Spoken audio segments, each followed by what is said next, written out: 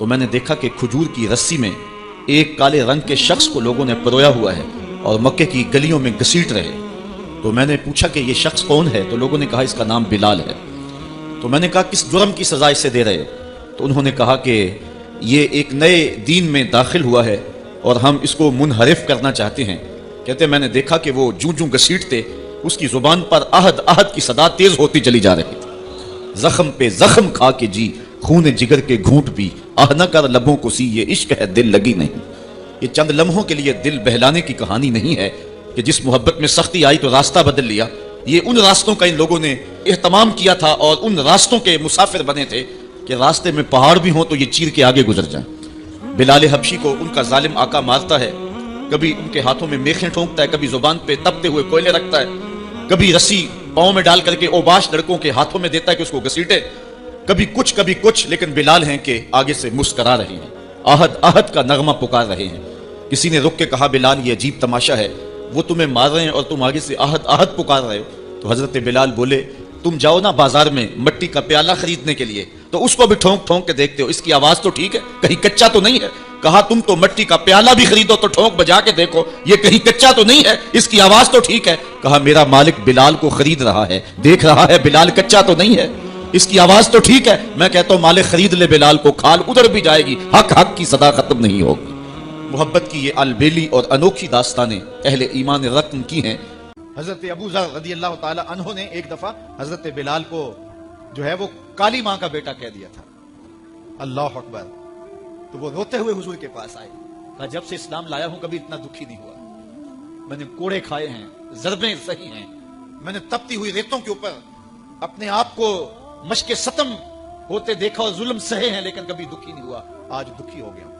کہا کیا ہوا؟ کہا ابو ذر نے مجھے کالے ہونے کا تانا دیا ہے، کالی ماں کا بیٹا کہا ہے۔ تو میرے رسول نے فرمایا جاؤ ابو ذر کو کہو کہ جن خواتین کا میں دودھ پیا ہے ان میں سے ایک ام ایمن کا رنگ سانولا تھا۔ تو کہا جا کے یہ تانا ابو ذر کو کہو کہ اپنے نبی کو بھی دے۔ حضرت بلال جاتے ہیں اور کہا حضور کا پیغام ہے کہ میں نے ام ایمن کا دودھ پیا ہے، تو جو تانا مجھے دیا ہے حضور کہہ رہے ہیں مجھے بھی آ کے دے۔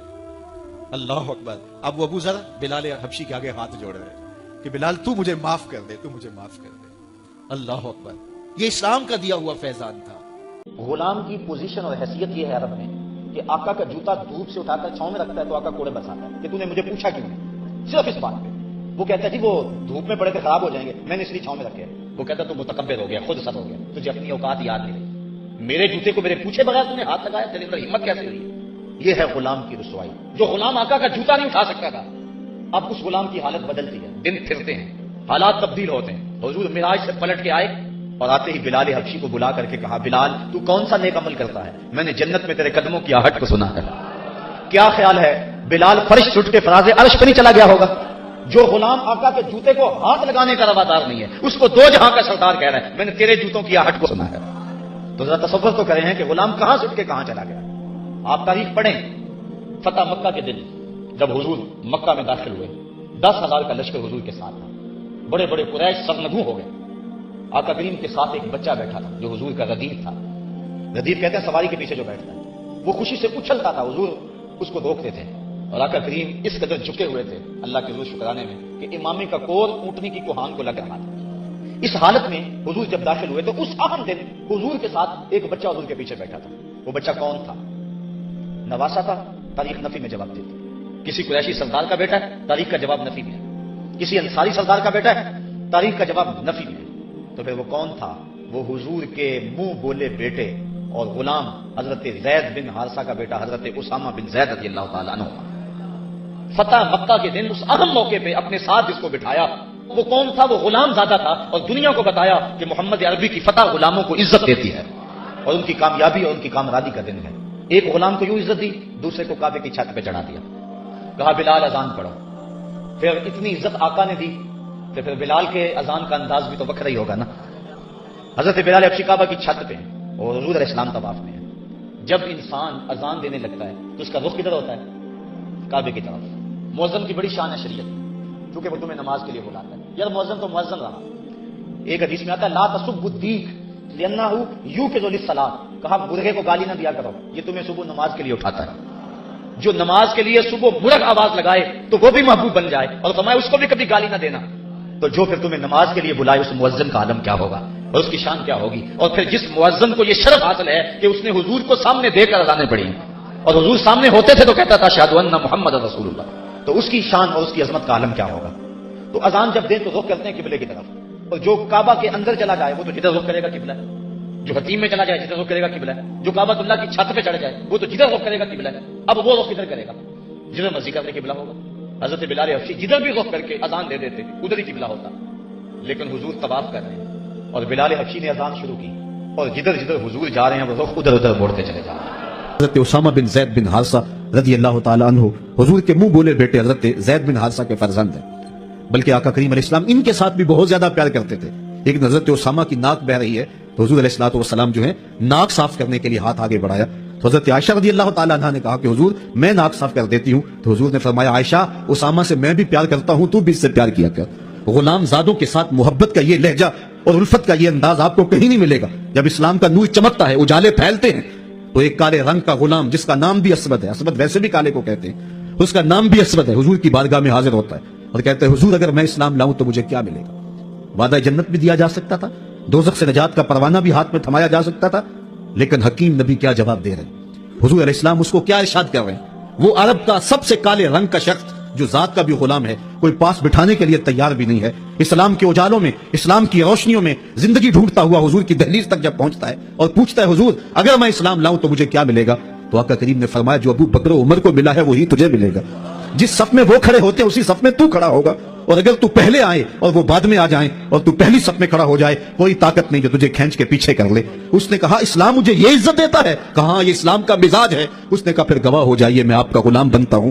اقبال کہتا ہے اسود از توحید احمر می شود، خیش ابو بکرو خیش فاروق ابو ذر می شود۔ یہ توحید کا فیضان ہے کہ اسود گوری چمڑی والے کے کندھے سے کندھا لگا کے کھڑا ہونے کے قابل ہو جاتا ہے۔ یہ اسلام کا دیا ہوا دین ہے کہ حضرت بلال حبشی جب شام سے واپس آتے ہیں تو حضرت امیر المومنین 23 لاکھ مربع میل کے حکمران حضرت عمر مسجد نبوی سے باہر نکل کر کے استقبال کرتے ہیں، کالے رنگ کے ہاتھ کو چوم کے آنکھوں سے لگا کے بولتے ہیں یا بلال انت سیدنا، بلال لوگ تجھے غلام کہیں، میرا تو آقا لگتا ہے نا۔ یہ وہ فیضان تھا کہ حضور علیہ السلام نے گرے ہوئوں کو اٹھا کر کے اور سریا کی بلندیوں تک پہنچایا۔ یہاں مجھے عارف عبد المتین یاد آئے، حد کرتی، وہ کہتے ہیں اور جتنے بھی سہارے ہیں سبق کرتے ہیں، عزت نفس بڑھاتا ہے سہارا دے۔ حضرت سمیہ رضی اللہ تعالی عنہ اسلام کی پہلی شہیدہ، جن کو مکے کے چوک میں ابو جہل نے جو ہے وہ نیزہ مار کر کے شہید کیا۔ راہ خدا میں بہنے والا یہ خون تاریخ اسلام نے محفوظ کر لیا، ایک عورت کا خون تھا۔ اور پھر حضرت عمار ابن یاسر کے والد حضرت یاسر کو بھی شہید کیا گیا۔ دونوں ماں باپ شہید ہو گئے اور بیٹا پھر بھی ڈٹا ہوا ہے۔ کافروں نے حضرت عمار ابن یاسر کو پکڑ کے تپتی ہوئی آگ میں ڈال دیا، اور انہوں نے رخ کیا حضور کے کاشانہ انور کی طرف، اور آنکھوں میں آنسو امڑ آئے تو کافر سمجھے شاید جلتی ہوئی آگ کے شعلوں سے اور بھڑکتے ہوئے کوئلوں سے ڈر گیا ہے۔ کہا عمار گھبرا گئے ہو، تمہیں ان تپتے ہوئے کوئلوں سے باہر نکال لیا جائے؟ تو حضرت عمار مسکرا کے کہنے لگے میں ان تپتے ہوئے کوئلوں سے نہیں ڈرا، میں تو راہیں تک رہا ہوں، جس محبوب کے لیے دکھ سہ رہا ہوں کبھی وہ جلوہ فراز بھی تو ہو جائے نا۔ اچھا ادھر غلام تڑپا، ادھر آقا تشریف لے آئے۔ حضرت عمار ابن یاسر کے سر پہ ہاتھ رکھ کے حضور نے کہا یا نارو کونی بردم و سلامن علی عمار ابن یاسر کما کنت علی ابراہیم، اے آگ جس طرح ابراہیم پہ ٹھنڈی ہوئی تھی آج میرے عمار ابن یاسر پہ بھی ٹھنڈی ہو جائے۔ تو محبتوں کی یہ داستانیں بڑی دل آویز ہیں۔ تو اللہ تعالیٰ جل شانہ نے جب اپنے محبوب علیہ السلام کے غلاموں کے ساتھ یہ ہونے والے ظلم اور اس جبر کی رقم ہوتی داستان کو دیکھا تو سورۃ الفجر تب نازل ہوئی تھی۔ ایک طرف اہل ایمان کو تسلی دی کہ اگر تمہیں دکھوں میں مبتلا کیا گیا ہے تو کوئی نہیں، تم سے قبل بھی جو لوگ اس راستے کے مسافر ہوئے ہیں ان کو بھی انہی راہوں سے گزرنا پڑا ہے، اور وہ بھی عظیمت کی یہ داستانیں رقم کرتے ہوئے آئے ہیں۔ انہوں نے بھی جو ہے وہ سولیوں پہ اور فصیلے دار پہ اپنے سروں کا چراغاں انہوں نے بھی کیا ہے، اور راہ حق میں ہر دکھ اور ہر تکلیف انہوں نے سہی ہے، حتیٰ کہ زنجیروں نے ان کی ہڈیوں تک جو ہے وہ نشان چھوڑے، لیکن پھر بھی وہ راہ حق سے منحرف نہیں ہوئے۔ ایک تو ان کو تسلی تھی، اور دوسری طرف قریش کو یہ بتلانا مقصود تھا کہ تم سے قبل بھی بڑے سرکش، بڑے نمرود، حامان، شداد اور بڑے ظالم اور جابر ہوئے ہیں، لیکن آج تم دیکھو کہ ان کا نشان بھی باقی نہیں رہا۔ اگر نشان باقی رہا ہے تو حق کا نشان ہی باقی رہا ہے۔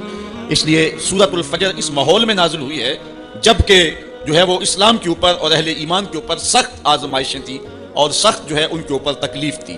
فجر کی قسم کھانے کا ایک مقصد تو یہ تھا کہ ان کفار کو یہ کہنا تھا کہ جس طرح فجر طلوع ہوتی ہے اور رات ختم ہو جاتی ہے، یہ زندگی بھی جو ہے جو تم گزار رہے ہو ختم ہوگی، اور آخرت کی زندگی میں تم نے قدم رکھنا ہے، اور صبح قیامت طلوع ہونے والی ہے۔ اور دوسری طرف اہل ایمان کو تسلی دینا مقصود تھا کہ راتیں جتنی بھی لمبی کیوں نہ ہوں، پو تو پھٹتی ہے اور اجالے تو نکلتے ہیں، ایک وقت آئے گا کہ اسلام کا پھریرا دنیا کے اوپر لہراتا ہوا نظر آئے گا۔ آج کی قربانیاں کل کے لیے سکھوں کا سامان بن جائیں گی۔ ساغر صدیقی نے کیا کہا تھا کہ آج تو ہیں یہ جسم آلودہ گرد سفر، آج تو ہیں یہ جسم آلودہ گرد سفر، کل انہی جسموں پہ منزل پھول بھی برسائے گی۔ آج مکے میں ستم ہیں، کل مکے والے ہاتھ باندھ کے کھڑے ہوں گے، تو وہ لمحے بھی آنے والے ہیں۔ تو فرمایا قسم ہے صبح کی، والفجر، قسم ہے صبح کی، ولیال عشر، اور 10 راتوں کی۔ 10 راتوں سے مراد کیا ہے؟ یہ ذوالحج کی 10 راتیں ہیں، جو سال کی جو ہے وہ تمام راتوں سے یہ عشرہ جو ہے وہ افضل ترین عشرہ ہے۔ دوسرا قول ہے کہ یہ رمضان کے آخری عشرے کی راتیں ہیں۔ تیسرا قول یہ ہے کہ یہ محرم کی پہلی 10 راتیں۔ یہ 3 اقوال مفسرین نے بیان کیے ہیں۔ والشفع والوتر، اور قسم ہے جفت کی اور قسم ہے طاق کی۔ مفسرین نے اس پر تقریباً 36 اقوال پیش کیے ہیں، لیکن سب سے بہترین قول یہ ہے کہ جفت سے مراد مخلوق ہے اور طاق سے مراد رب تعالیٰ کی ذات ہے۔ خالق کی قسم اور مخلوق کی قسم۔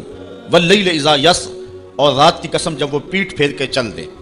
یہ قسمیں 5 فرمائیں، اور اس کے بعد فرمایا حل فی ذالک قسم الذی حجر، کیوں اس میں عقل مند کے لیے قسم ہوئی؟ یعنی یہ 5 چیزیں عقل مند کے لیے بطور قسم کافی ہیں، اور جو عاقل نہیں ہے اس کے لیے سارے زمانے کی بھی قسم اٹھا لی جائے تو اس کے لیے وہ بھی ناکافی ہے۔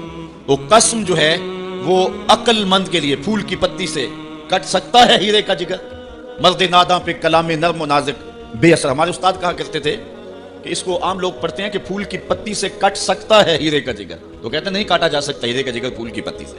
یہ